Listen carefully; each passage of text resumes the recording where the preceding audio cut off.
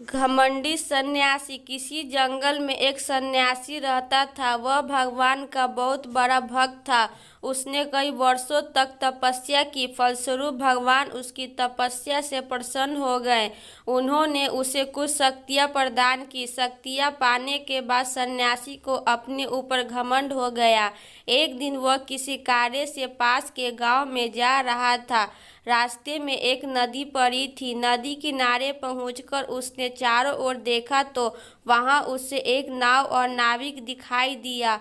वह नदी पार करने के लिए नाव किनारे पर ले ही रहा था कि तभी उसे नदी के दूसरे किनारे पर तपस्या करते हुए एक साधु दिखाई दिया। अब सन्यासी अपनी शक्ति का प्रदर्शन करना चाहता था। उसने अपनी शक्ति का प्रयोग पानी के ऊपर चलने में किया। वह नदी पार कर साधु के पास गया और बोला, देखो, मैं बहुत अधिक शक्तिशाली हूँ। मैं पानी के ऊपर चल सकता हूँ। क्या तुम ऐसा कर सकते हो? साधु बोला, हाँ, कर सकता हूँ, लेकिन तुमने इस कार्य के लिए अपनी शक्ति यूं ही व्यर्थ की।